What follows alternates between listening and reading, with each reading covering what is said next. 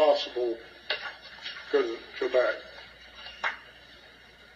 Just, and I don't think you have a slide like this. If you do, I don't recall it, and I apologize. But the 44,711 we know is a one-time charge. So if it was deemed to be disallowed, double billing, whatever you want to call it, it would move over to one more column. The next one, though, is over 25% of the draw request and 42 to 43% of the money. If that payroll problem was extended throughout the project, it would grow from 25,412 to what? I don't have that by line item, but but if we were approximately, if we were using normal processes, there are certain ones. If you could project that out to the population.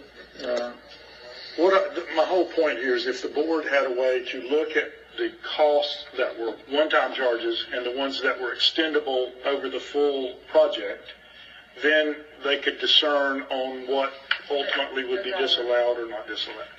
Well, if that would be representative of 43%, then it's representative of just the CLI portion, which is 30% was tested during the CLI portion. And that relates back to page 8 in your report, that summary testing schedule of the sample draw requests. And you can see from there the total percent of project dollars tested under just CLI, because those payroll-related expenses relate only to the CLI portion of the contract. So it would, in theory, you would take the 25,000 divided by the 30%. Okay, if we disallowed all of these, what would we do? 323,560.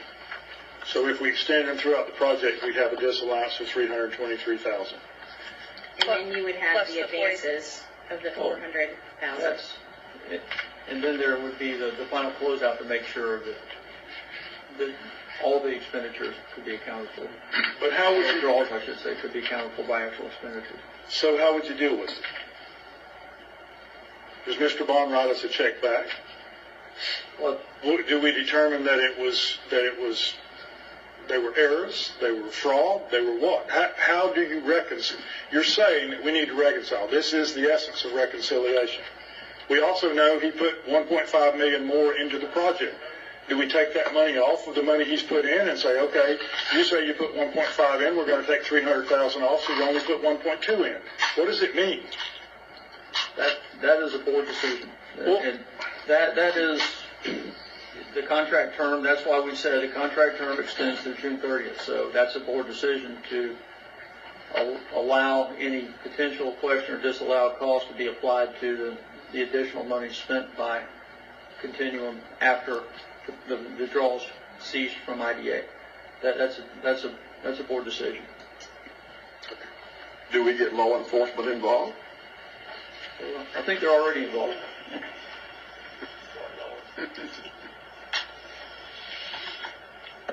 okay. So I know that we discussed we'd like to have an opportunity to also hear from Travis and Continuum. Does the board have any immediate questions to be